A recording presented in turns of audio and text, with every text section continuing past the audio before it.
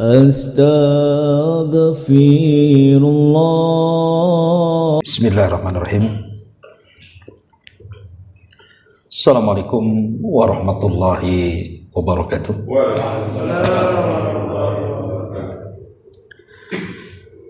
Alhamdulillah, wassalatu wassalamu ala rasulillah wa ala alihi wa sahbihi wa mawalah wa la hawla wa la quwata illa billahi wa ba'du. Pertama-tama dan yang utama, marilah kita memuji Allah subhanahu wa ta'ala, dan juga salawat serta salam kita hadiahkan kepada Rasul kita Nabi besar Muhammad sallallahu alaihi wasallam. Dan yang kedua, saya ucapkan ribuan terima kasih kepada yang telah memberikan sebotol zam-zam ini dan juga 2 butir kurma ajwa. Dan semoga hajinya menjadi haji yang mabrur. Amin. Tapi nggak hadir dia, lagi sakit. Semoga Allah angkat penyakitnya. Iya, pembahasan di malam hari ini kita akan membahas tentang periode akhir dari kehidupan Nabi sallallahu alaihi wasallam. Ma'asyiral muslimin yang dimuliakan Allah subhanahu wa ta'ala, di dalam Al-Quranul Karim, tepatnya pada surah Az-Zumar ayat 30, Allah subhanahu wa ta'ala berfirman, innaka mayyitun wa innahum mayyitun thumma innakum yawmal qiyamati inda rabbikum takhtasimun. Sesungguhnya engkau wahai Muhammad akan meninggal dunia, dan sesungguhnya mereka juga sama dari umatmu akan meninggal dunia, dan kelak pada hari kiamat kalian akan mempertanggungjawabkan perbuatan kalian di hadapan Rabb kalian. Dari ayat ini bahwa sehebat apapun manusia, semulia apapun manusia, pasti akan mengalami kematian. Karena orang-orang mulia, bahkan jauh lebih mulia dibandingkan kita, sudah meninggalkan kita. Para nabi dan rasul, para sahabat, para tabi'in, orang-orang saleh, bahkan para syuhada, mereka sudah meninggalkan kita di dunia ini. Makanya kita lihat di antara hikmah kenapa Allah subhanahu wa ta'ala menurunkan Adam dari sorga. Kenapa Allah sampai turunkan Adam dari sorga itu? Kan sudah enak di sorga. Sebab kalau Adam di sorga dan tidak pernah turun ke dunia, maka Adam tidak akan pernah meninggal. Karena sorga itu sifatnya kekal. Sementara kullu nafsin dha'iqatul maut, setiap jiwa itu pasti mati, termasuk juga Adam. Makanya Adam harus turun dulu dari sorga ke bumi itu, supaya mengalami kematian. Dan setelah Adam turun ke bumi, betul, akhirnya Allah subhanahu wa ta'ala menghendaki kematian Adam. Lah Nabi sallallahu alaihi wasallam meninggal di usia 63 tahun. Berarti usia umatnya pun kurang lebih saja dengan usia nabinya. Bisa kurang, bisa lebih, tapi tidak banyak. Kata Nabi sallallahu alaihi wasallam, a'maru ummati bainas sittina was sab'in. Usia umatku itu berkisar 60 sampai 70 tahun saja. Ada yang 60 tahun di sini? Ntar lagi. Ntar ada yang 50, oke lah. Malah 5 ada kan? Hati-hati lagi OTW itu kita. Iya, karena Nabi sallallahu alaihi wasallam membatasi 60 sampai 70 tahun. Kalaupun ada yang lewat dari 70 tahun itu tidak banyak. Saya belum pernah mendengar ada orang usia sampai 200 itu tidak ada. 100 lebih ya ada 1-2 kan. Itu pun viral karena jarang. Intinya bahwa sebagaimana Nabi kita juga meninggal, maka kita juga akan meninggal. Tetapi ibrah dalam kematian itu bukan di mana kita mati. Makanya tadi saya ngobrol, ada orang yang haji itu niatnya mati di Mekah kan itu. Padahal ibrah kematian itu bukan di mana kita mati. Abu Jahal juga mati di Mekah sama. Tetapi ibrah kematian itu bagaimana kita mati, bukan di mana kita mati. Mati di mana saja tidak ada masalah. Tetapi yang jadi masalah itu kalau kita mati tidak husnul khotimah, itu masalahnya. Makanya ibrah kematian itu bukan di mana kita mati, tapi bagaimana caranya kita mati. Dan itu Rasul sudah contohkan dalam kehidupan akhir beliau dengan kesederhanaan beliau. Taib, masyarul muslimin yang dimuliakan Allah Azza wa Jal, sebelum saya kisahkan bagaimana akhir hidup Rasul, sebagaimana tema kita membahas kesederhanaan Nabi, di dalam Al-Quranul Karim Allah Subhanahu wa ta'ala banyak menjelaskan kepada kita tentang tercelanya sebuah dunia. Karena kesederhanaan itu kan biasanya menyangkut dengan dunia. Allah mengatakan, bal tu'thirunal hayatid dunya wal akhiratu khairu wa abqa.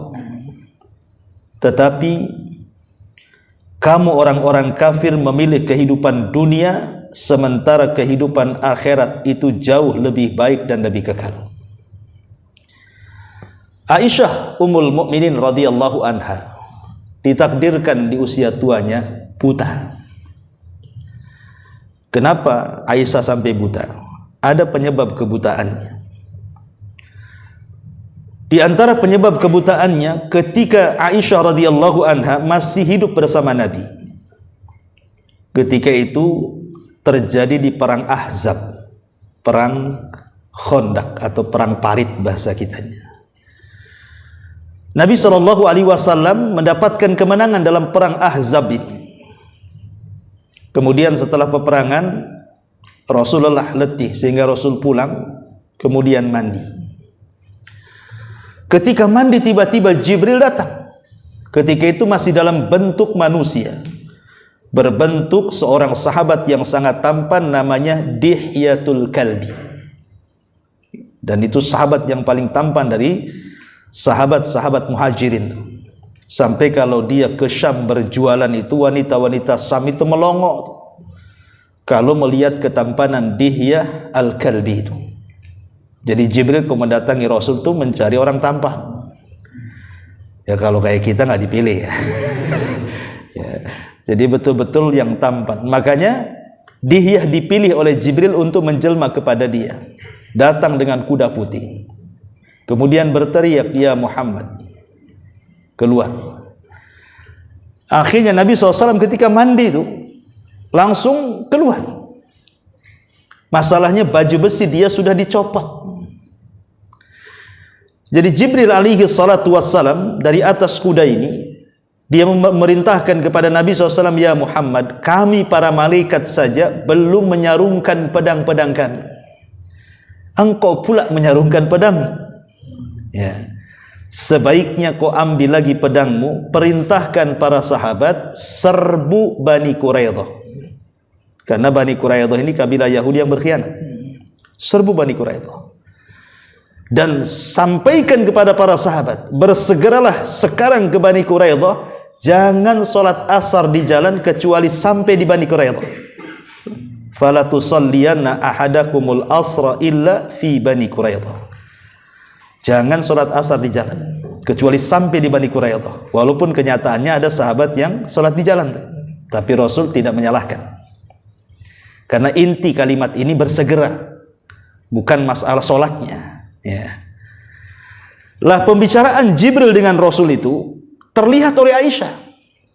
Ketika Jibril memberikan sebuah perintah kepada Rasul, Aisyah itu nampak, dan Aisyah heran, kok seorang sahabat berdiri di atas kuda memerintahkan Nabi? Ini kan lancang namanya. Harusnya kan Rasul yang di atas kan itu. Aisyah tidak tahu bahwa itu bukan sahabat, itu Jibril yang menjelma sahabat. Sehingga setelah datang perintah itu, Aisyah radhiyallahu anha kemudian menjumpai Nabi dan mengatakan, "Ya Rasulullah, aku melihat engkau berdiri di hadapanmu dihiyatul kalbi. Ada masalah apa?" Ya. Maka Rasul mengatakan, "Ya Aisyah, itu bukan Dihya, itu Jibril. Dan dia menitipkan salam kepadamu. Tetapi karena engkau sudah melihat dengan kedua matamu, maka engkau akan mengalami kebutaan di akhir hayatmu." Karena satu-satunya wanita yang melihat Jibril adalah Aisyah. Kalau sahabat kan banyak. Buktinya hadis Umar bin Khattab, "Innamal a'malu binniyat," itu kan hadis Jibril yang mengajarkan Islam, iman, ihsan pun di hadapan para sahabat. Yang laki-laki tapi kan. Tapi kalau wanitanya Aisyah saja yang melihat.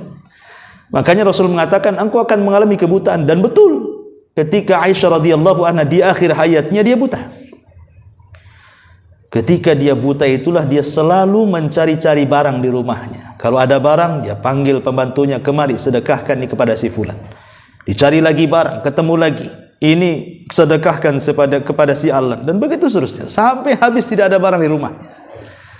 Sampai Aisyah radhiyallahu anha mengatakan, "Carikan barang lagi." Kata pembantunya, "Sudah tidak ada lagi. Semua sudah habis kau sedekahkan." "Lalu apa yang kau sisakan di sini wahai Ummul Mukminin kalau engkau menyedekahkan semua barang?" Disinilah Aisyah radhiyallahu anha membacakan ayat, "Bal tu'thirunal hayatad dunya wal akhiratu khairun wa abqa." Kata Aisyah, mereka orang-orang kafir itu memilih kehidupan dunia, padahal akhirat itu lebih baik dan lebih kekal. Artinya Aisyah memilih kehidupan akhirat dibandingkan kehidupan dunia, dan itu arti kesederhanaan. Ya, Ma'asyiral muslimin wal muslimat, nggak ada muslimatnya ya. Jadi ma'asyiral muslimin yang dimuliakan Allah Subhanahu wa taala. Baik, kehidupan Nabi SAW ini kan sama dengan kita manusia. Nabi itu kan manusia sama. Makanya ketika orang-orang musyrik datang kepada Rasul meminta yang aneh-aneh dan mengatakan, "Hei Muhammad, kalau engkau seorang Nabi, buat tuh bukit yang berbatu lagi kering itu kau hijaukan. Kalau engkau memang seorang Nabi, buat bukit Arab yang gersang itu kau buat hutan." Ya mustahil, Nabi bukan Tuhan. Makanya Nabi diam. Ketika Nabi diam itulah Allah Subhanahu wa taala turunkan ayat, "Qul innama ana basyarum mithlukum." Katakan ya Muhammad, aku ini manusia seperti kalian, akan tapi diwahyukan kepadaku wahyu dari langit. Artinya Nabi SAW itu sama dengan kita. Kehidupannya itu pasti akan silih berganti. Dalam bahasa Quran itu, watilkal ayyam nudawiluha bainan nas. Namanya hidup itu kan diputarkan, kadang di atas, kadang di bawah. Begitulah kehidupan Nabi. Nabi pernah miskin di permulaannya, tapi juga pernah kaya. Bahkan menjadi pedagang sukses yang handal, yang hebat. Kemudian ketika Nabi SAW hijrah ke kota Madinah, setelah diangkatnya beliau menjadi Nabi dan Rasul, dan setelah 10 tahun berdakwah, Aisyah radhiyallahu anha mengkisahkan, selama kami hijrah dari Mekah ke Madinah, Rasul sallallahu alaihi wasallam tidak pernah kenyang sampai wafatnya. Rasul setelah sampai di kota Madinah tidak pernah kenyang sampai wafatnya, kecuali kalau dia menjamu tamu. Rasul itu kenyang itu kalau menjamu tamu saja. Tapi kalau tidak menjamu tamu, maka keluarga Nabi SAW tidak pernah kenyang. Perhatikan ucapan Aisyah Ummul Mukminin radhiyallahu anha. Ucapan daripada Malik ibn Dinar radhiyallahu an, beliau mengatakan, ma syabi'a Rasulullah sallallahu alaihi wasallam min khubzi qattun wala lahmin illa ala dhaifin. Rasul sallallahu alaihi wasallam tidak pernah merasakan kenyang dari makan roti gandum kecuali kalau dia sedang menjamu tamu. Dan Aisyah radhiyallahu anha juga mengatakan ma syabi'a alu Muhammadin sallallahu alaihi wasallam min khubzi burrin ma'dumi thalathata ayyam hatta lahiqa billah. Keluarga Muhammad sallallahu alaihi wasallam tidak pernah merasakan kenyang karena makan roti gandum yang diberi idam, maksudnya kuah, dalam 3 hari sampai ia berjumpa dengan Allah subhanahu wa ta'ala alias wafat. Bahkan dalam riwayat Bukhari itu Aisyah mengatakan lewat kepada kami hilal 1 bulan, kemudian lewat kepada kami hilal berikutnya 2 bulan, kemudian lewat kepada kami hilal berikutnya 3 bulan. Apa kata Aisyah? Di dapur kami kompor-kompor kami tidak pernah menyala. Artinya kalau dulu tidak nyalakan kompor itu karena tidak ada yang dimasak. Kalau sekarang tidak nyala kompor itu karena COD. Beda ya. Itu beda kehidupan Rasul dengan kehidupan sekarang. Antum harus hati-hati kok. Nggak ada mehong-mehongnya kompor nih.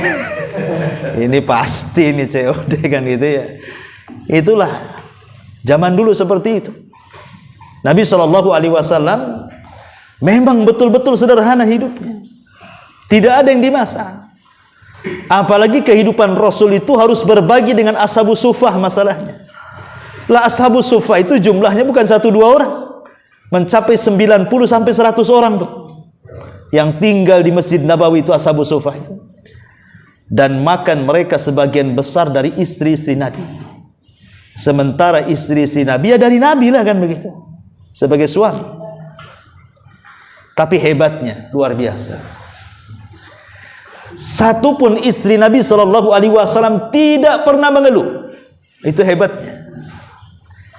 Pernah 1 kali mengeluh, hanya 1 kali saja. Seumur hidup Nabi Shallallahu Alaihi Wasallam berumah tangga itu, pernah istri beliau itu mengeluh 1 kali. Kalau istri antum tak tahu, berkali-kali kan itu. Mungkin setiap hari ngeluh. 1 kali. 1 kali untuk iya betul. 1 kali pagi, 1 kali siang, 1 kali malam. Besoknya gitu lagi. Subhanallah. Iya. Itu curhatan hati itu betul ya. Jadi 1 kali itu saat Hafsah kalau tidak salah, Hafsah dan riwayat Bukhari kalau tidak salah itu, dan saya lupa siapa namanya, memberikan pengaruh kepada istri-istri Nabi yang lainnya untuk menaikkan nafkah, menaikkan tambahan belanja. Dari sini kita tahu bahwa istri-istri Nabi itu manusia juga, pengen kalau belanjanya ditambah. Kalau istri antum manusia bukan, kita tahu. Artinya bahwa istri-istri Nabi juga inginlah kalau ditambahlah uang belanja. Tapi kan Nabi sudah berusaha, tapi mereka ngotot. Akhirnya kemudian Nabi SAW mendihar mereka. Apa mengilah? Apa bukan mendihar? Mengilah. Mengilah itu tidak menggauli sampai hampir 1 bulan. Lah ketika Nabi SAW tidak mau dekat dengan istrinya, semua istri ditinggal sama dia, dan dia hidup sendiri di rumahnya. Umar ibn al-Khattab radhiyallahu anhu ini merasa. Kenapa? Karena yang salah satu otaknya adalah putrinya Hafsah, kan itu ya. Merasa dia takut kalau seandainya Hafsah diceraikan Nabi. Kenapa takut diceraikan Nabi?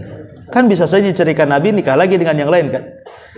Karena semua sahabat itu ingin mendapatkan hubungan bukan hanya di dunia, sampai ke akhirat. Semua nasab terputus kecuali nasab yang sampai kepada Rasul sallallahu alaihi wasallam. Makanya kemudian Umar datang kepada Rasul. Maksudnya ingin memastikan apakah dia mencerai anaknya, putrinya Hafsah itu atau tidak. Datanglah Umar ini. Rupanya ketika diizinkan untuk berjumpa Rasul, hilang semua apa yang akan ditanyakan itu. Kenapa? Karena Umar melihat keprihatinan yang luar biasa di hadapannya. Di rumah Nabi tidak ada satupun barang. Sudah kecil, tidak ada barang-barang. Tikarnya Nabi pun dari pelepah kurma, yang kalau Rasul SAW terbaring di atas pelepah kurma itu ada bekas-bekasnya. Bekas-bekas dari pelepah kurma itu, kemudian debu yang menempel di bahunya dan punggungnya. Jadi Umar bin Khattab radhiyallahu an ini mencoba menghibur dan mengatakan, Rasul, raja-raja Persia loh, raja-raja Persia dengan raja-raja Romawi itu tidak seperti kamu. Mereka tidur di atas tilam yang sangat empuk dengan dayang-dayang yang banyak di atas istana yang megah. Sementara mereka tidak lebih baik daripada kamu. Engkau ini manusia terbaik. Harusnya engkau mendapatkan perkara itu. Tapi Nabi SAW ingin menyadarkan Umar bin Khattab dan mengatakan, Ya Umar, sesungguhnya dunia ini adalah untuk mereka. Maksudnya untuk orang-orang kafir, ya. Tapi untuk kita kelak di sorga. Dunia yang mereka nikmati itu ya memang untuk orang-orang kafir, bukan untuk kita. Tapi kenikmatan yang jauh lebih besar dibandingkan mereka kelak kita akan dapatkan di sorga. Dari sini juga kita tahu bahwa Rasul mengajarkan kesederhanaan kan kepada kita. Bukan berarti Rasul tidak sanggup ingin seperti Raja Persia dan Romawi. Rasul bisa. Bahkan Rasul ditawarkan oleh Allah Azza wa Jalla, apakah engkau ingin mau hidup selamanya dan aku berikan kekuasaan yang luas, ataukah engkau meninggal dan kembali menemui teman-temanmu di Rafiqil A'la? Tapi Rasul menolaknya kan. Dia lebih baik meninggal dan berjumpa dengan teman-temannya di sorga. Ma'asyiral muslimin yang dimuliakan Allah Azza wa Jalla, syahidnya adalah bagaimana istri si Nabi pernah juga protes kan gitu kepada Nabi, gara-gara hanya ingin dinaikkan tambahan belanjanya. Tapi itu hanya satu kali. Karena ketika itu turun ayat pilihan dan mengatakan kalau mereka menghendaki kehidupan dunia, berikan, jangan kau kurangi. Tapi setelah itu ceraikan dengan baik-baik. Ya. Tapi kalau mereka memilih engkau, memilih Allah dan dirimu, maafkan mereka. Terima mereka sebagai istrimu. Buat sikap kayak gini. Kalau istri antum minta tambahan belanja, bisa nggak? Nggak yakin nggak bisa. Muka-muka takut istri mana bisa. Sebelum ngomong udah mikir, gitu ya kan? Iya, soalnya takut. Ya, kalaupun nambah sembunyi-sembunyi. Jadi itu hanya satu kali. Habis itu mereka sadar. Dan selepas itu istri Rasul tidak pernah mengeluh lagi. Dalam kondisi apapun, makan ataupun tidak makan. Bahkan Nabi SAW itu kalau pagi-pagi berputar tuh ke istri-istrinya dan mengatakan, hal indakum syai', ada enggak makanan yang bisa kumakan, kata Rasul. Kata istri-istrinya, tidak ada wahai Rasul. Apa kata Rasul? Idzan inni shaim, ya sudah saya puasa saja. Itu kan enak. Kalau kita kan tidak. Kenapa kau tak masak? Pertanyaannya, kenapa kau tak masak? Bukan ada nggak makan yang dimakan? Jadi bagaimana Nabi SAW mengajarkan kepada istrinya, sudah, kalau gitu saya puasa sajalah. Kan itu ya. Dan ini menunjukkan kesederhanaan namanya. Bahkan kalau Nabi SAW itu dalam riwayat pecah itu gelasnya, tumbang pecah. Tidak dibuang oleh Nabi, ditempel. Bayangkan gelas itu ditempel lagi, dirangkai lagi, ditempel lagi, dipakai lagi. Kalau kita gelas pecah mana ada, dibuanglah, beli baru. Kita ini jangan lagi rusak, nggak rusak aja diganti. Handphone belum rusak tuh, gara-gara ada model baru kan gitu, diganti. Pakaian diganti, semua serba diganti. Mobil baru beli diganti lagi, itulah kita. Tapi Nabi SAW ingin menunjukkan, bukan Rasul tidak bisa membeli yang baru, bisa. Tapi ingin mencontohkan kesederhanaan. Bahkan ada orang Arab Badui ingin berjumpa dengan Rasul dalam riwayat Bukhari itu. Kemudian mengatakan, siapa di antara kalian yang merupakan putra Ibnu Abdul Muthalib? Putranya, cucunya Abdul Muthalib, siapa di antara kalian? Dalam riwayat, siapa yang namanya Muhammad itu? Padahal Nabi SAW ada di sekitar situ. Maksudnya berada di tengah-tengah para sahabatnya. Tapi orang ini nggak kenal. Kok bisa nggak kenal? Karena pakaian Nabi SAW itu sama dengan pakaian yang dipakai para sahabatnya. Kalau sekarang kan tidak, RT saja tahu, RW saja paham kan itu. Entah dari rumahnya, dari pakaiannya, orang tahu ini RT, nampaknya RT. Dari mana tahu? Tampangnya tahu itu, tampang RT itu. Sudah paham kita ini, baru RT udah tahu ke tampangnya. Oh, apalagi sudah ya anggota dewan, apalagi di atas itu menteri, udah paham lah kan gitu ya. Nabi loh menyamaratakan dirinya dengan para sahabat. Sampai orang Badui tidak tahu mana Nabi, mana sahabat gitu kan. Saking sederhananya.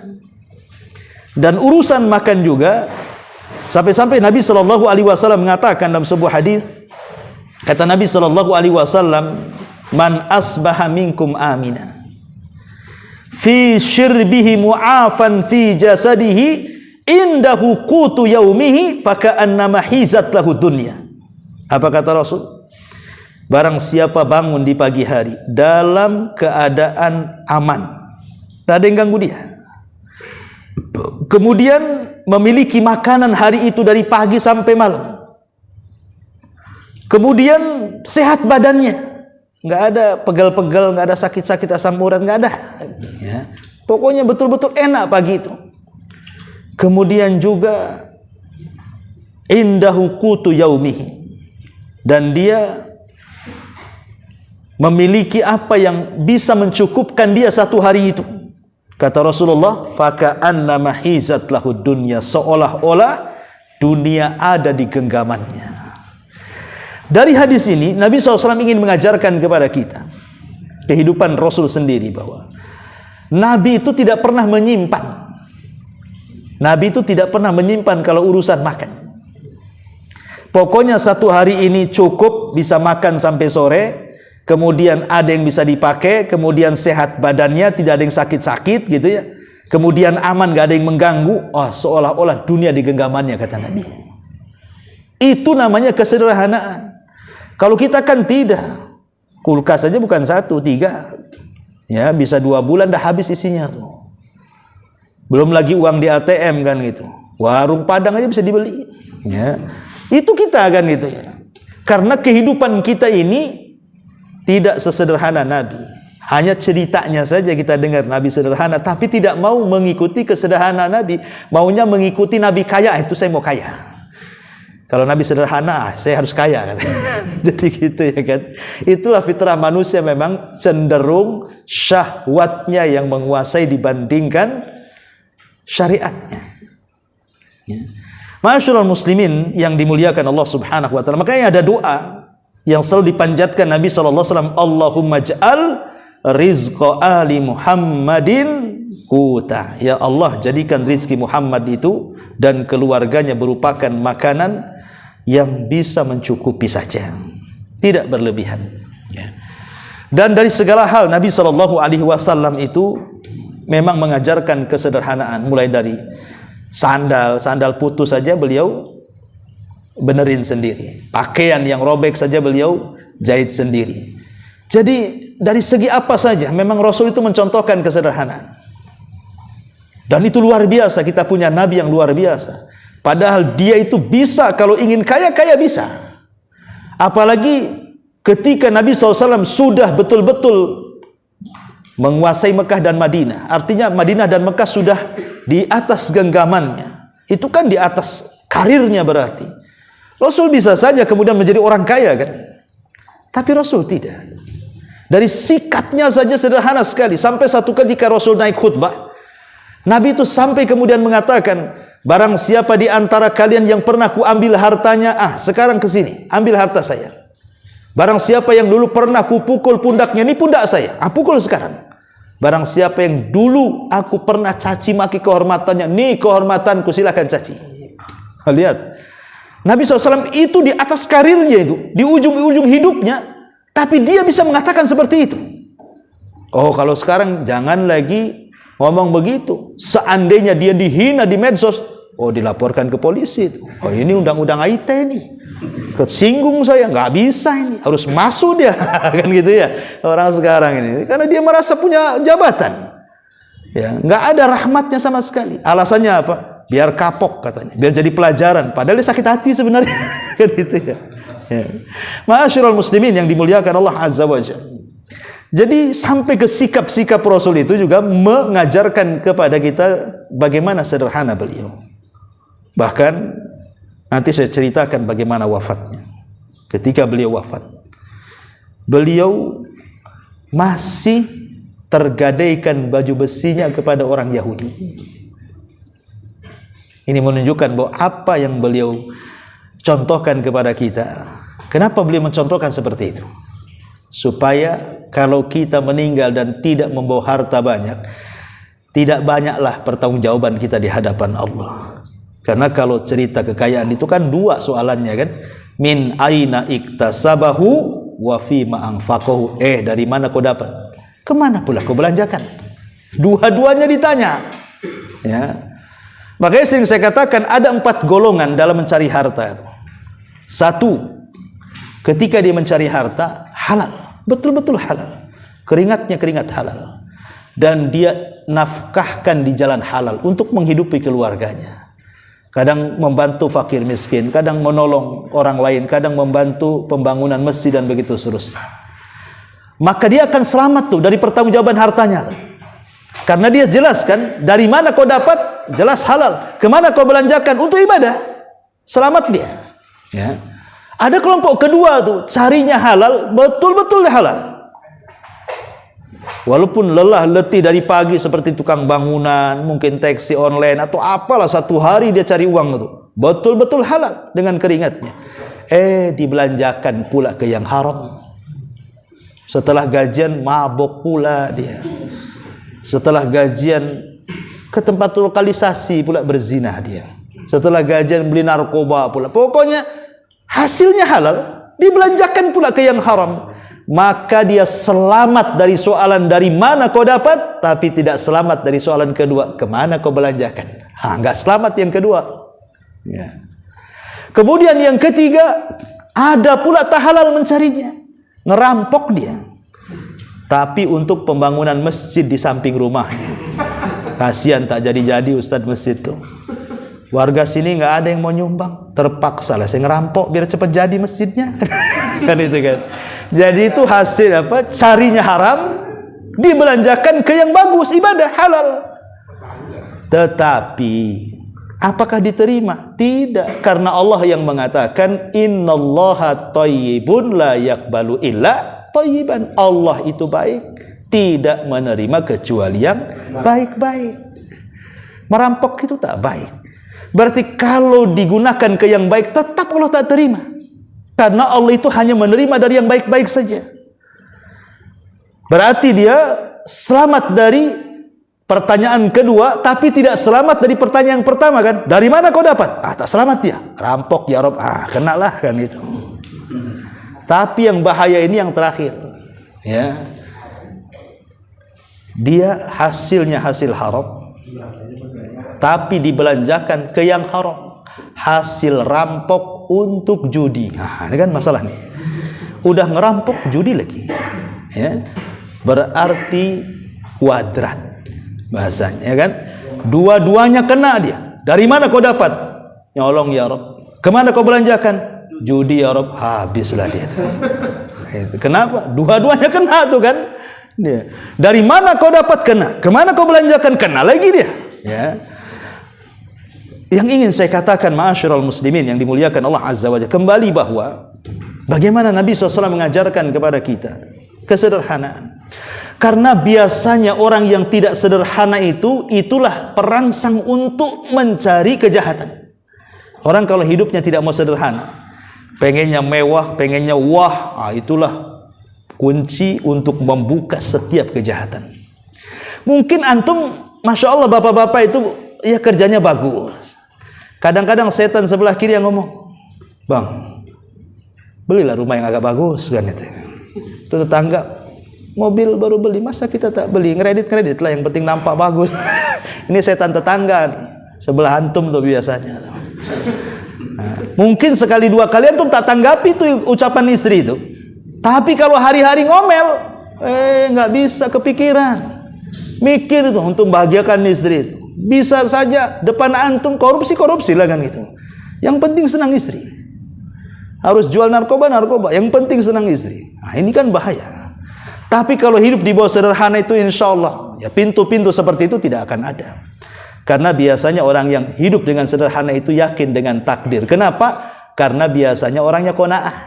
Ya, orang sederhana itu biasanya qanaah. Qanaah itu menerima apapun yang diberikan Allah dan dia syukuri. Ya. Karena kalau dia paham takdir itu kan sudah tidak mungkin menggeser apapun.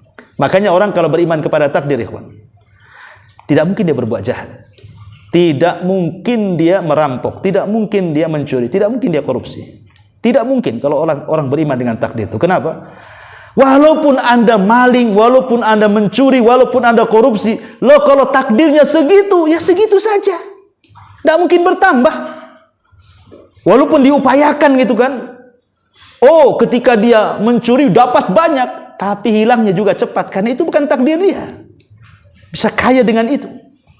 Ya.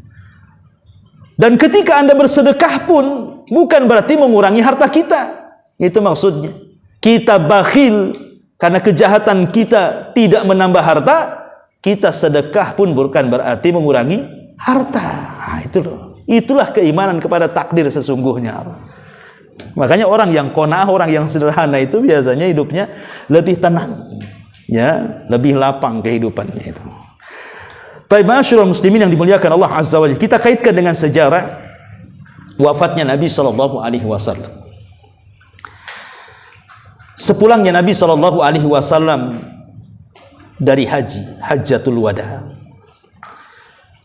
Dan di Hajjatul Wada inilah turun firman Allah Subhanahu wa taala surah Al-Maidah ayat 3. Al-yauma akmaltu lakum dinakum wa atmamtu alaikum ni'mati wa raditu lakumul Islam madina.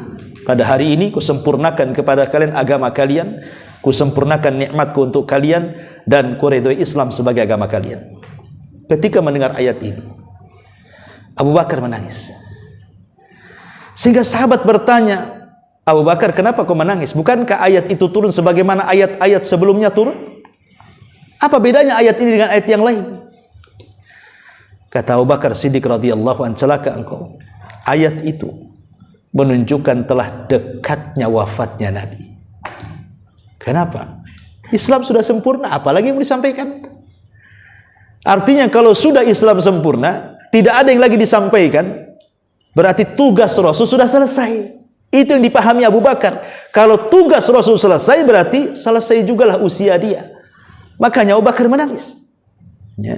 Itu yang tidak dipahami para sahabat, dan itu menunjukkan kecerdasan Abu Bakar. Setelah kemudian Rasul SAW pulang dari Hajjatul Wada, kan tidak lama setelah haji itu Rasul meninggal. Ya. Karena Hajjatul Wada itu kan tahun ke-10, Rasul meninggal tahun ke-11 kan itu. Di bulan Rabiul Awal. Kita singkat saja, di hari ke-9 sebelum wafatnya Nabi SAW, Nabi itu sudah mengeluh kepada Aisyah radhiyallahu anha apa yang pernah dimakan dia dari racun yang pernah dimakan di perang Khaybar. Jadi saat perang Khaybar itu melawan orang Yahudi keempat kali, karena perang melawan Yahudi itu kan 4 kali ya. Pertama menyerang Bani Kunaiko, kedua menyerang Bani Nadir, yang ketiga menyerang Bani Quraidah, dan yang terakhir menyerang Khaybar. Itu perang melawan Yahudi terakhir di Khaybar. Lah pulang dari Khaybar inilah Rasul dijamu oleh orang Yahudi. Rupanya ada orang Yahudi itu, seorang wanita namanya Zainab bintul Haris, meletakkan racun di makanan itu. Dan sempat tertelan Rasul sedikit racun itu. Dan juga ada seorang sahabat yang ikut makan, tertelan juga.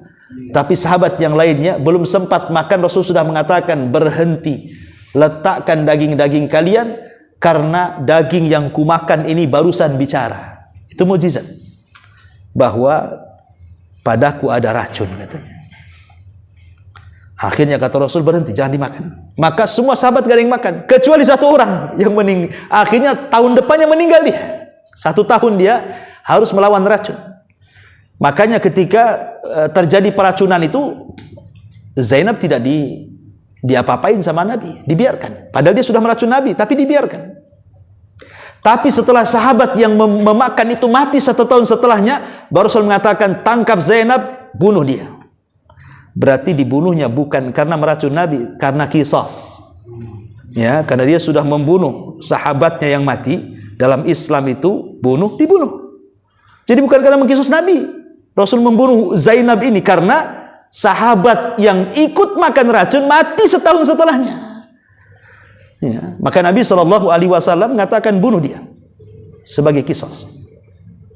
Tapi setelah di akhir-akhir hayat Rasul, itu kan dari perang Khaybar ke kematian Rasul itu kan lama, ikhwan, bertahun-tahun. Artinya Rasul itu punya fisik yang kuat loh, padahal racunnya bersarang di badannya. Tapi tidak pengaruh sama sekali. Baru terasa setelah di masa tua Nabi. Dia selalu mengeluh kepada Aisyah ya tentang racun yang pernah dimakannya. Itulah yang menjadikan penyebab sakitnya Nabi SAW. Makanya Nabi SAW kemudian 9 hari sebelum wafatnya itu, dia minta kepada para sahabat untuk dihantar kepada kuburan Uhud. Akhirnya sesampainya di kuburan Uhud, Nabi SAW mengucapkan salam, Assalamualaikum ya syuhada Uhud, inna bikumul lahikun, wa inna insyaallah bikumul lahikun, nas'alullahu lana walakumul afiyah. Kata Nabi SAW, keselamatan kepada kalian wahai para syuhada Uhud. Kami juga akan menyusul kalian, dan kami hanya mengharap kepada Allah agar kami dan kalian diampuni dosa-dosanya. Kenapa Nabi SAW mengajak para sahabat untuk menziarahi kuburan syuhada Uhud? Padahal di Madinah itu ada kuburan Baqi, kuburan para sahabat kan? Kenapa jauh-jauh harus ke syuhada Uhud? Pelajarannya di sini Nabi SAW ingin mengajarkan kepada para sahabat, seolah-olah Rasul ingin katakan, kalaulah bukan karena Allah kemudian mereka para pejuang ini yang mati-mati ini, maka kalian tidak akan menikmati yang sekarang kalian nikmati. Dalam bahasa Pak Karno itu jas merah gitu ya. Jangan lupakan sejarah katanya. Kalau bukan karena Allah kemudian mereka, kalian tidak senikmat hari ini. Mereka para syuhada Uhud inilah yang awal-awal memperjuangkan Islam. Sampai sekarang kalian merasakan nikmatnya. Jadi Rasulullah SAW ingin memperkenalkan para pahlawan. Loh, ini pahlawan kalian ini di Uhud ini. 70 orang inilah yang memulai perjuangan di awal dakwah. Kalau bukan karena Allah kemudian mereka, kita tidak seperti sekarang ini. Ini kan penting ikhwan untuk mengingat sejarah para pahlawan itu. Sekarang kita kan menikmati merdekanya saja, tapi nenek buyut kita melawan Belanda dulu kan kita tidak tahu tuh. Cemana mereka menghadapi Belanda sampai akhirnya mereka bisa terusir dan kita bisa merdeka hari ini. Ini kan nikmat yang luar biasa ikhwan. Ya. Ma'asyiral muslimin yang dimuliakan Allah Azza wa Jalla, pulang dari syuhada Uhud ke Madinah. Di tengah jalan tiba-tiba Nabi SAW menangis. Sahabat heran. Ya. Dan mengatakan, wa ma yubkika ya Rasulullah, kenapa anda menangis wahai Rasul? Maka Nabi SAW mengatakan, ashfaqtu li ikhwani, aku rindu ingin berjumpa dengan teman-temanku. Sahabat mengatakan, Rasul, awalasna ikhwanuka, lah kami kan teman-temanmu, di depan kamu ini teman-temanmu semuanya wahai Rasul, apa yang kau rindukan kepada kami? Maka Rasul SAW mengatakan, kalian bukan teman-temanku, tapi kalianlah sahabat-sahabatku. Kalian bukan temanku, kalian sahabatku. Kemudian sahabat mengatakan, lalu siapa yang anda maksudkan teman-temanmu wahai Rasul? Maka Rasul mengatakan, kaumun yu'minuna bi walam yarawni, sebuah kaum melihat aku aja gak pernah, tapi dia sangat yakin dan beriman kepada aku. Itulah kita-kita ini. Inilah teman-teman Rasul kita-kita ini yang disabdakan Rasul, kaumun lam yarani, sebuah kaum tidak pernah melihatku, tetapi mereka yu'minu nabi, beriman kepadaku. Kita yakin bahwa Rasul kita Muhammad, walaupun kita tidak pernah berjumpa dan bertatap muka, kita yakin bahwa agama yang dibawanya hak. Ya. Maka Nabi SAW kemudian pulang. Mulailah dia jatuh sakit. Ya. Ketika sakitnya itulah, karena kan kebiasaan Rasul, kalau tidak jihad, maka beliau akan menjadi imam di masjid. Tidak ada yang menggantikan imam sholat kecuali Nabi. Tapi saat sakit, Rasul tidak sanggup lagi untuk menjadi imam sholat. Makanya dia panggil Aisyah radhiyallahu anha dan mengatakan, ya Aisyah, muru Aba Bakrin bi an yusalliya bin nas. Hei Aisyah, perintahkan bapakmu, gantikan aku sholat. Kata Aisyah radhiyallahu anha, jangan. Bapakku bakaan, dia suka nangis. Kalau sholat itu lebih kencang tangisannya dibandingkan bacaannya. Perintahkan Umar saja, katanya. Tapi Rasul mengatakan, tidak, muru Aba Bakrin, perintahkan ayahmu Abu Bakar. Kata Aisyah, Umar sajalah wahai Rasul. Tidak, kata Rasul 3 kali. Akhirnya kemudian Aisyah radhiyallahu anha mengatakan kepada ayahnya bahwa engkau diperintah Rasul untuk menggantikan sholat. Kenapa Nabi SAW meminta Abu Bakar? Bukankah yang pakar Quran banyak? Yang pakar-pakar Quran itu banyak. Mu'ad bin Jabal pakar Quran, Ubay ibn Ka'ab lebih pakar lagi, Abdullah ibn Mas'ud luar biasa. Kenapa Rasul tidak merintahkan orang-orang ini yang pakar-pakar Quran untuk menjadi sholat? Rasul itu bukan itu masalahnya. Kenapa Rasul kekeh dengan Abu Bakar dan tidak mencari para pakar Quran, sehingga menjadi polemik para ulama ahli fikih. Siapa yang berhak menjadi imam? Apakah yang pakar Quran, yang banyak hafalannya, bagus bacaannya, mantap tajwidnya, ataukah seorang yang alim? Dia ustadz, mungkin hafalannya tidak banyak, suaranya tidak bagus, tapi dia seorang ustadz, alim. Ya. Mengacu kepada riwayat ini, karena di sini pakar Quran tidak dipakai, Abu Bakar pun dipakai, kan begitu. Sampai ada polemik fikih seperti itu jadinya. Tetapi maksud Rasul sallallahu alaihi wasallam bukan menyampingkan para penghafal Quran, karena Rasul yang mengatakan fal ya ummukum ahadukum aqra'uhum. Hendaklah yang jadi imam di antara kalian itu yang pakar-pakar Quran, kata Rasulullah. Tetapi khusus kali ini Rasul ingin mengatakan seolah-olah Rasul menunjuk Abu Bakar menjadi pengganti dia itu karena di sana ada rahasia suksesi kepemimpinan Abu Bakar sepeninggal Nabi. Itu masalahnya. Bahwa kelak Abu Bakar akan memimpin umat. Sebelum itu maka Abu Bakar memimpin sholat dulu. Dari memimpin sholat menjadi memimpin umat. Itu yang dikehendaki Nabi. Karena di zaman Umar bin Khattab radhiyallahu an, Umar memerintahkan imam tetap siapa? Ubay ibn Ka'ab. Bahkan sholat tarawih sebulan full yang menjadi imam Ubay ibn Ka'ab 23 rakaat. Bukan Umar yang jadi imam kan itu, padahal dia khalifah. Makanya terjadi polemik gitu ya, mana yang benar yang jadi imam itu? Apakah karena ketokohannya, keilmuannya dia jadi imam, ataukah karena kepakarannya dalam Quran jadi imam? Ada yang mengatakan ketokohan, ada yang mengatakan kepakaran Quran. Walaupun pendapat yang kuat wallahu alam bahwa yang menjadi imam itu adalah kepakaran Quran. Berdasarkan sabda Nabi, hendaklah yang jadi imam itu yang pakar Quran. Satu ustadz cerdas, tapi suaranya grebek nggak jelas, ya kan? Satu bukan ustadz, tapi dia qori mantap, qori. Karena beda ceramah dengan imam. Makanya dalam baca Quran itu kalau berceramah itu ada namanya gaya mutolaah. Ya, tidak harus pakai lagu. Saya ini sedang berceramah nih, baca Quran tidak harus a'udzubillah. Kita bukan lagi sholat, lagi ceramah. Ya kita tegas.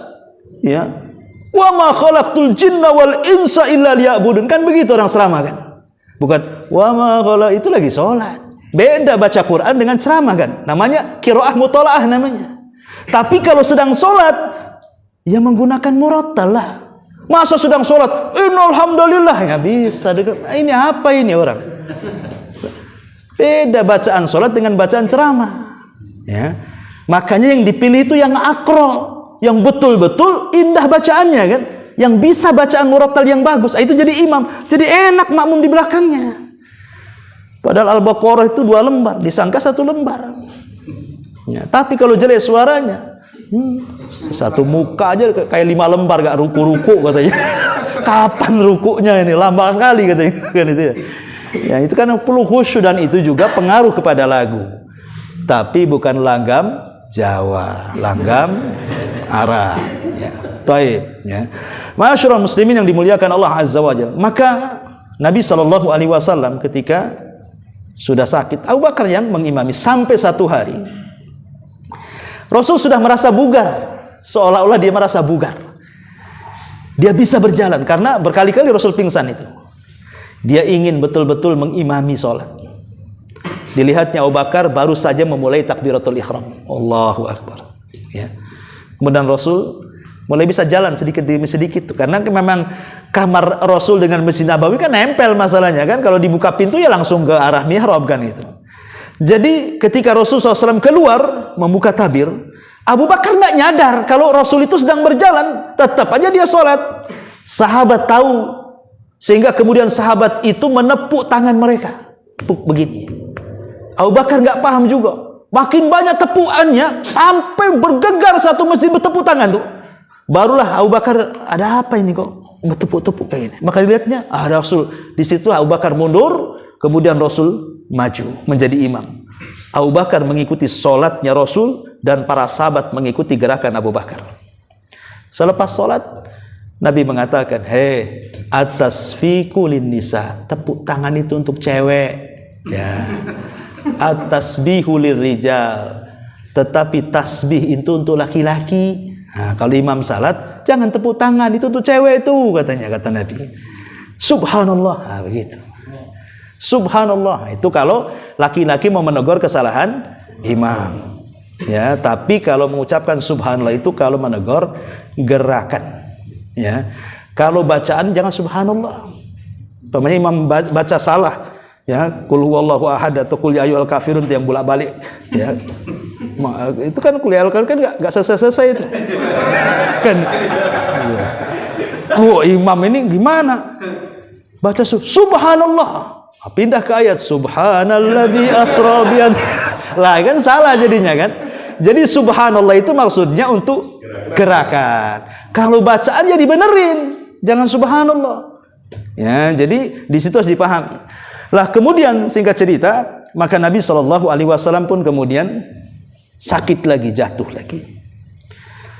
Lah ketika itu beberapa hari sebelumnya Nabi itu kan berada di rumah Maimunah, istri beliau yang keberapa. Tetapi Nabi SAW ketika itu tidak nyaman kalau harus meninggal di rumah Maimunah. Maka Rasul kemudian dengan keadilan beliau kepada istri-istrinya, disuruh datang semua istri-istrinya. Kemudian minta izin.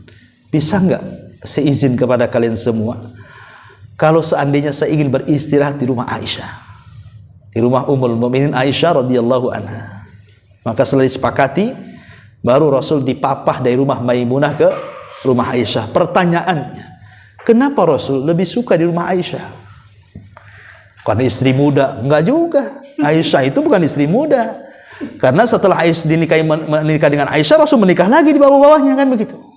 Karena Aisyah itu kan istri ketiga, ada yang mengatakan istri kedua setelah Khadijah, ada yang mengatakan istri ketiga, jadi bukan istri muda kan, kecuali yang terakhir kan itu ya. Bukan itu alasannya. Nabi SAW suka di rumah Aisyah itu karena satu-satunya kamar yang selalu didatangi Jibril dan diturunkan wahyu hanya di kamar Aisyah. Jibril tidak pernah turun di kamar-kamar istri Nabi yang lainnya. Tidak pernah turun di kamar Hafsah, tidak pernah turun di kamar Maimunah, di kamar Zainab, Ummu Salamah, tidak. Jibril itu kalau menurunkan wahyu di kamar Aisyah. Artinya itu kamar wahyu. Makanya Rasul sangat ingin di kamar wahyu. Dan Nabi SAW kalau sudah ada di rumah Aisyah itu paling senang, paling bahagia. Sampai membuat cemburu istri-istrinya. Kenapa? Sebab kalau Rasul berada di rumah Aisyah itu, hampir semua sahabat ngasih hadiah. Termasuk ada sahabat namanya Sa'ad ibn Ubadah, orang kaya. Itu menunggu Nabi SAW giliran di rumah Aisyah. Kalau dia dengar Rasul berada di rumah Aisyah, oh dia bawa hadiah banyak. Jadi setiap Rasul itu di rumah Aisyah, sahabat datang bawa hadiah. Karena kan Rasul tidak menerima sedekah. Ingat, kalau ngaku keluarga Nabi jangan menerima sedekah. Makanya kalau antum ngaku Habib, saya akan coba. Mau nggak kasih duit sedekah 1 M? Ini Habib ini goncang imamnya nih. Nah, 1 M loh, sedekah loh kan. Nggak mau. Oh, memang Anda ini duriah Nabi. Oh, tak mau. Mau tak? Gitu. Ini ragu-ragu ini gimana? Kalau ragu-ragu karena Nabi dan turunannya tidak boleh menerima sedekah. Kalau hadiah boleh. Jadi isi-isinya akhirnya kan cemburu tuh. Kenapalah sahabat-sahabat ini aneh. Kalau Rasul di giliran Aisyah kasih sedekah, kasih hadiah, ketika Rasul di rumah saya pula tak kasih hadiah katanya. Akhirnya cemburu. Ngutuslah Ummu Salamah. Awalnya Ummu Salamah dulu. Tolonglah Ummu Salamah, kau kan dekat dengan Nabi, dan Ummu Salamah ini kan wanita berakal. Dari semua istri Rasul itu Ummu Salamah yang paling berakal. Kenapa? Karena dicabut cemburunya. Satu-satunya istri yang tidak punya cemburu itu Ummu Salamah. Kenapa? Karena didoakan Nabi. Saat Ummu Salamah itu kan meninggal suaminya, Abu Salamah. Ummu Salamah tidak mau dilamar Nabi, karena bagi dia tidak ada laki-laki terbaik melebihi Abu Salamah. Tetapi tidak mungkin dia ngomong di hadapan Nabi, ya Nabi lebih baiklah dibandingkan Abu Salamah kan itu. Cuman untuk menolak, dia tolak halus dengan mengatakan, Rasul, begini, kayaknya aku tidak pantas kau nikahi. 1, aku sudah tua. 2, anakku banyak. 3, aku wanita pecemburu, katanya. Kata Rasul, kalau kau tua, aku juga tua, apa salahnya? Tua dengan tua menikah. Ya, kalau antum gak yakin, mau yang muda. Aku tua, kau tua, selesai. Anak-anakmu, anak-anakku juga. Jadi kalau Anda menikahi janda punya anak, jangan ingin jandanya saja, anaknya juga harus mau. Ya, mau sama ibunya saja, anaknya nggak mau diurus. Kata Nabi, anakmu, anakku juga. Adapun pencemburumu, aku akan berdoa, semoga Allah hilangkan. Hadisnya titik sampai di sini. Coba ada lafadznya, saya ajarkan tuh. Kan gitu. Tapi lafadznya saya tak tahu. Karena hadisnya titik sampai di sini. Lafadznya kayak apa gitu kan? Saya jual sama antum. Bisa lah tiap malam atau berdoa tuh kan. Hilang cemburu istri antum tuh. Lah sejak itulah Ummu Salamah tidak punya cemburu, makanya dia paling berakal. Pokoknya kalau ada masalah di keluarga Nabi, mesti Ummu Salamah yang diutus. Tolonglah Ummu Salamah, ngomonglah sama Nabi itu, katanya. Masa kok Aisyah terus, kami kapan? Bilanglah sama dia, bilang sama sahabat itu, kalau ada di rumah kami kasihlah sedekah juga, hadiah juga kami itu. Masa di rumah Aisyah aja kok dapat hadiah itu kan? Tetapi Rasul tidak jawab. Rasul tidak jawab. Ya. Sampai berkali-kali Rasul tak jawab. Akhirnya mereka kesel, ngirim Fatimah, anaknya lagi. Coba kalau Ummu Salamah tidak berhasil, Fatimah anaknya.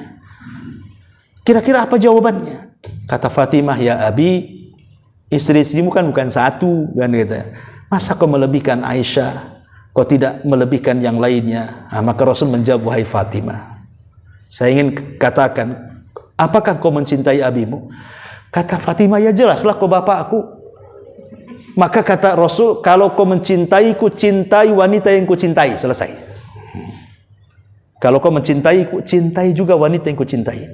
Dan tidak ada wanita yang kucintai melebihi Aisyah. Nggak bisa ngomong lah. Kan itu. Kemudian Rasul berikan alasan, kenapa aku mencintai Aisyah? Karena satu-satunya kamar yang didatangi Jibril hanya kamar dia.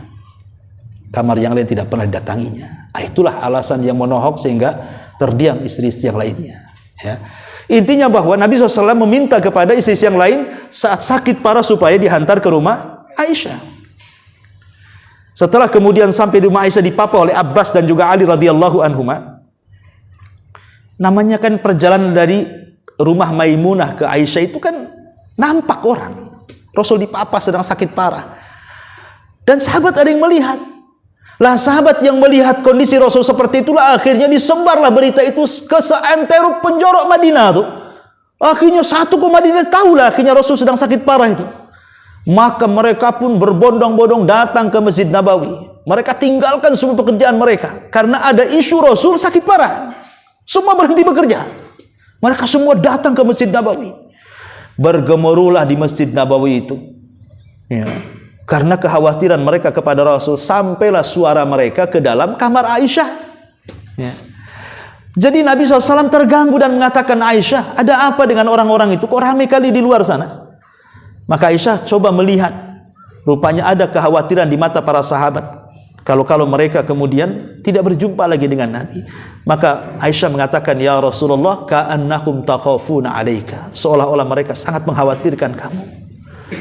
Oh, kalau begitu, panggil Abbas, panggil Ali, angkat aku ke mimbar. Akhirnya dengan lemahnya Rasul harus dipapah dari pembaringan sampai ke mimbar Masjid Nabawi, dan itu khutbah terakhir Nabi. Selepas itu tidak ada khutbah lagi. Ya, itu khutbah terakhir Rasul. Sedang sakit parah naik di atas mimbar. Kemudian Nabi SAW menyebutkan beberapa poin di situ. Salah satunya la'natullah 'alal yahudi wan nasara. Laknat Allah kepada orang-orang Yahudi dan Nasrani yang telah mengambil kuburan-kuburan nabi-nabi mereka dijadikan tempat sujud. Kemudian Nabi SAW juga mengajarkan tentang jangan khawatir akan kefakiran, tapi justru khawatirlah karena kekayaan. Kata Rasul, mal faqra ahsya alaikum walakin ahsya alaikum an tubsatad dunya kama busitat ala man kana qablakum fatanafasuha kama tanafasuha fatuhlikakum kama ahlakathum. Aku tidak khawatir kalian miskin, kata Rasul. Yang aku khawatirkan sebaliknya, kalau dunia dibentangkan kepada kalian, kemudian kalian mengejar dunia sebagaimana orang-orang dulu mengejar dunia, kemudian dunia menghancurkan kalian sebagaimana orang-orang dulu menghancurkannya. Baru aku takut. Dunia ini sebenarnya, kalau saya boleh analogikan, dunia ini bagikan lautan. Ya, dunia ini bagikan lautan, dan kita itu sebagai perahunya. Ya. Walaupun lautan itu airnya terbentang di mana-mana, bahkan tidak, seolah-olah tidak bertepi, tidak akan membahayakan perahu. Enggak akan, paling perahu goyang sana goyang sini, enggak akan bahaya. Yang bahaya itu kalau air laut muncrat ke dalam kapal. Nah, itu baru bahaya kapalnya tuh. Kalau air di luar kapal itu enggak bahaya. Yang bahaya itu kalau airnya di dalam kapal tuh. Itu bahaya tuh. Ya. Artinya begini, dunia ini tidak membahayakan kita kalau ada di luar. Tapi kalau dunia itu masuk ke dalam hati, itu yang bahaya. Kalau di luar nggak ada masalah dunia itu. Artinya kalau Anda ingin kaya, silakan kaya, tidak membahayakan orang kaya itu.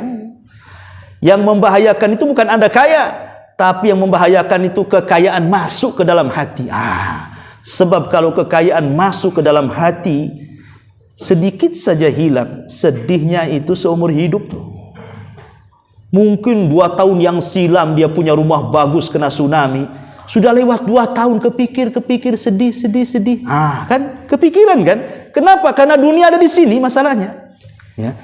Tapi kalau seandainya dunia itu tidak diletakkan di hati tapi diletakkan di tangan, mau hari ini antum melihat rumah antum roboh sekalipun, ya namanya rumah itu datang dari Allah. Kalau Allah mengambilnya silahkan saja. Selesai. Itulah makna zuhud. Apa sih zuhud itu? Meletakkan dunia di tangan dan tidak meletakkan dunia di hati. Itulah zuhud artinya. Jadi yang membahayakan itu kalau sudah masuk ke hati. Kalau di luar ya dunia nggak ada masalah. Antum mau kaya, menjadi orang paling kaya satu Indonesia pun tidak akan bahaya. Tapi jangan sekali-kali ada harta masuk ke dalam hati. Itu nanti bahaya tuh. Itu yang menjadikan kita rusak nantinya. Ya. Masyaallah muslimin yang dimuliakan Allah Azza wa Jalla. Makanya kemudian setelah Rasul berkhutbah sampai akhirnya Rasul mendoakan mereka para sahabat dan juga kita mendoakan kita semuanya. Baru Rasul kemudian dipapah kembali. Sejak itulah 3 hari sebelum wafatnya Rasul makin memarah. Ketika sudah parah sekali itulah ada Abdurrahman bin Auf datang bawa siwak dia. Abdurrahman ibn Abi Bakar, saudara daripada Aisyah radhiyallahu anha, bawa siwak.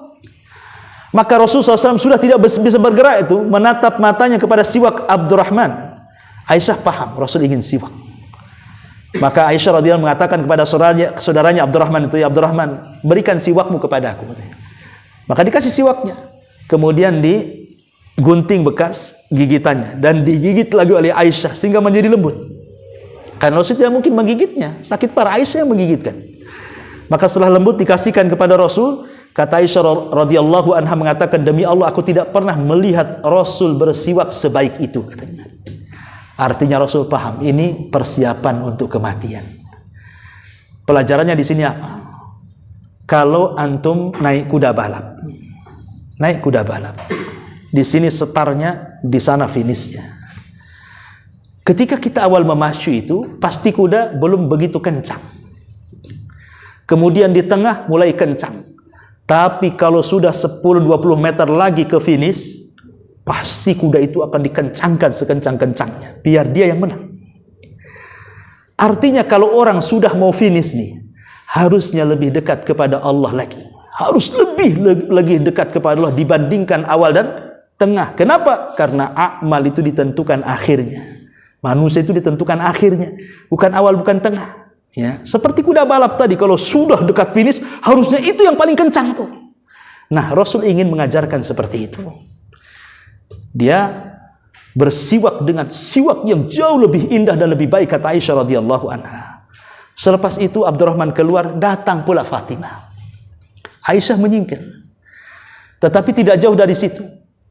Maka Rasul mengatakan kepada Fatimah, berbisik-bisiklah di telinga Fatimah itu. Entah apa yang dibisikkan Nabi, tiba-tiba Fatimah menangis. Kemudian bisikan yang kedua, tiba-tiba Fatimah tertawa. Aisyah nih yang nengok heran, macam mana kok Fatimah bisa sekali-kali menangis, sekali-kali tertawa ketika dibisikkan oleh Nabi itu. Rupanya jawabannya setelah Rasul meninggal baru dibuka rahasianya. Aisyah, waktu Rasul menjelang mati itu, Rasul membisikkan di telingamu, kok kamu menangis, kenapa? Kata Fatimah, karena Rasul membisikkan di telingaku bahwa dia akan meninggal, dan aku orang pertama di keluarganya yang akan menyusulnya, katanya. Adapun aku tertawa setelahnya, karena Rasul mengatakan kepadaku, engkau akan menjadi pemimpin para wanita di sorga. Aku senang. Ya. Lah, semenjak itu, maka Rasul SAW kemudian berdua dengan Aisyah, hanya berdua saja di pangkuan Aisyah, ya, diletakkan di paha Aisyah. Disitulah malaikat datang memberikan dua pilihan kepada Nabi SAW. Ya Muhammad, apakah engkau ingin hidup selamanya? Maka kalau itu mau, ku berikan kau usia yang panjang, ku berikan dunia sebanyak-banyaknya. Atau engkau ingin bersama keluargamu, saudara-saudaramu, teman-temanmu di surga yang paling tinggi, Rafiqil A'la. Milih mana? Tiba-tiba Rasul mengisyaratkan. Aisyah tidak tahu kalau Rasul sedang diberikan pilihan, karena Aisyah tidak melihat malaikat. Ya, hanya Rasul yang tahu. Dan ini sebagai dalil bahwa orang sedang sakaratul maut itu, maka akan ditampakkan setiap yang gaib yang dulu tidak pernah tampak kepada dia. Orang yang sakaratul maut itu dia bisa memandang malaikat maut. Dia bisa memandang para malaikat. Bahkan dia bisa memandang catatannya. Dari sini Allah mengatakan dalam surah Qaf, fakashafna anhu ghita'ak fabasarukal yawma hadid. Kami singkapkan segala kegaiban sehingga mata kalian akan terfokus dengan tajam, mampu melihat yang gaib. Ya, Aisyah kan tidak lihat, tetapi Aisyah tahu jangan-jangan Rasul sedang diberikan pilihan nih. Karena ketika itu Aisyah hanya melihat Rasul mengacungkan tangannya ke langit seperti ini, ila rafiqil a'la, ila rafiqil a'la. Aku memilih ke sana, ke sana, ke sana, gitu ya. Kemudian Rasul pun seolah-olah merasakan sakit dan mengatakan, ala wa inna lil mauti la sakarat. Sesungguhnya dalam kematian itu adalah rasa sakit.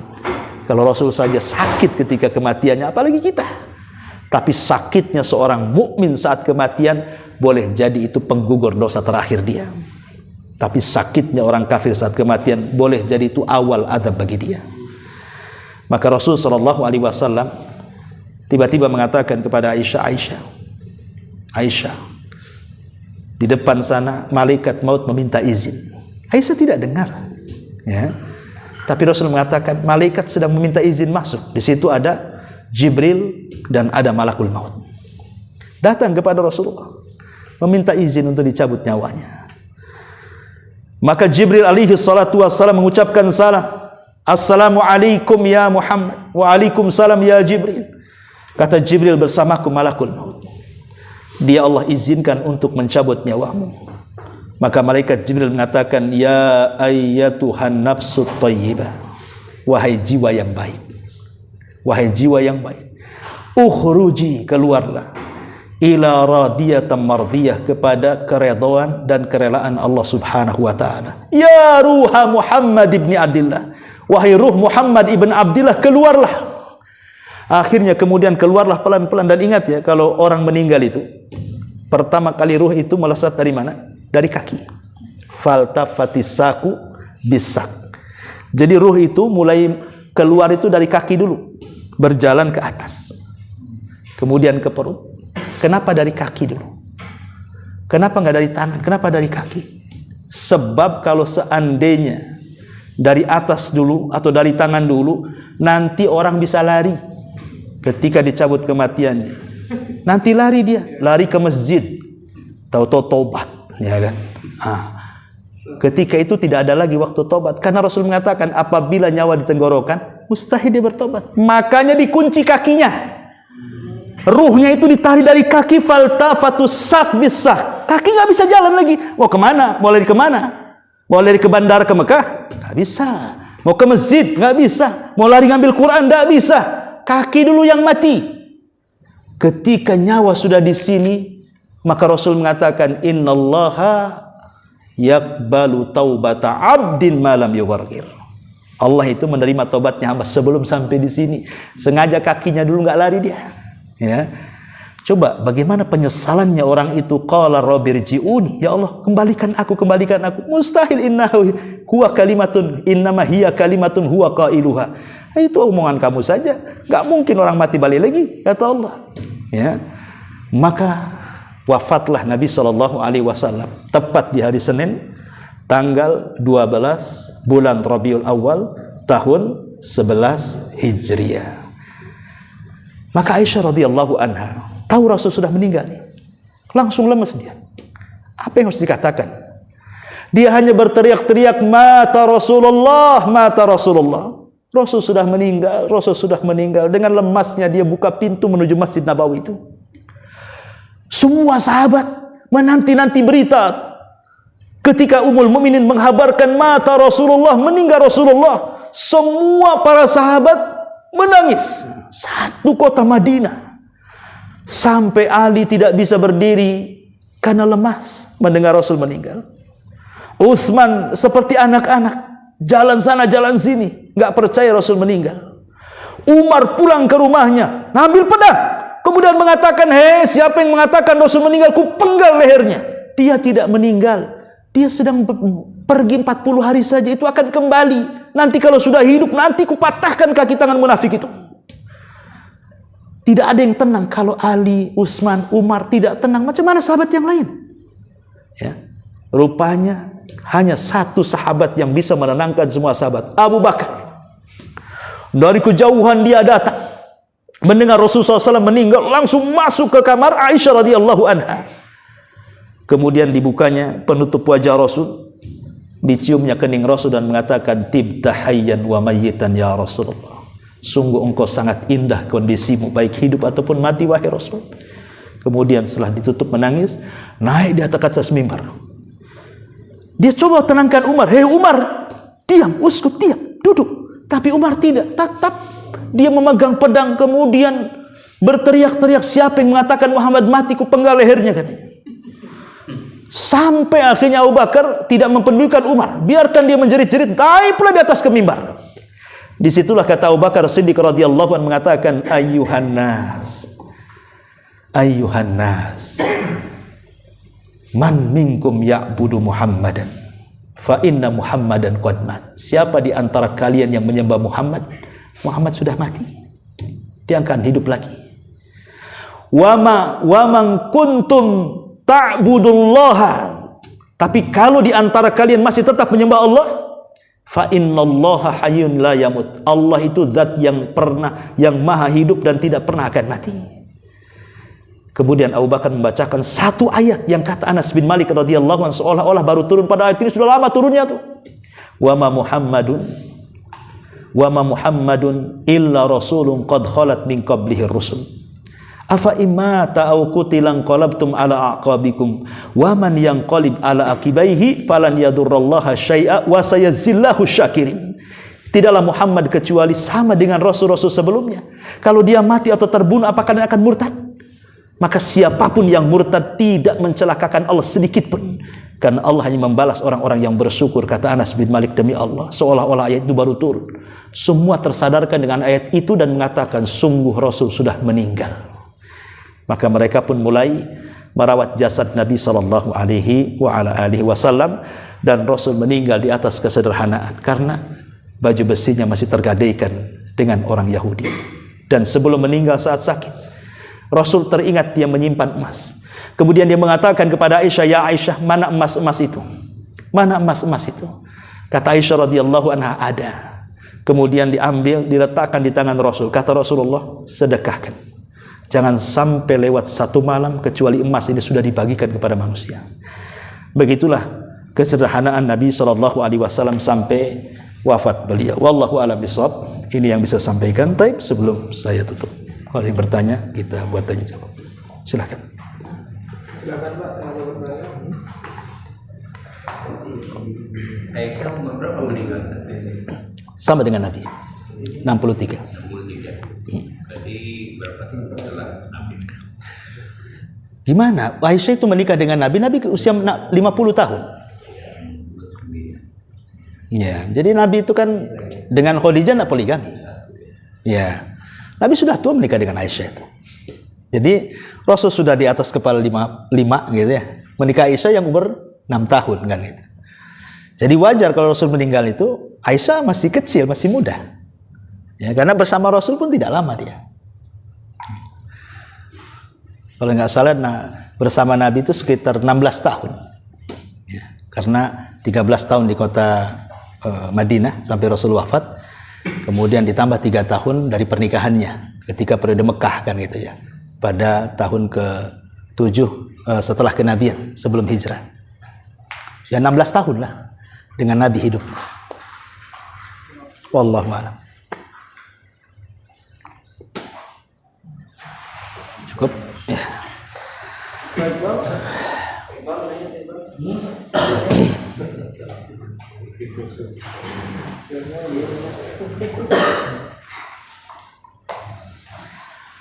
Ya, saya kira cukup karena sudah hampir jam 10 ya.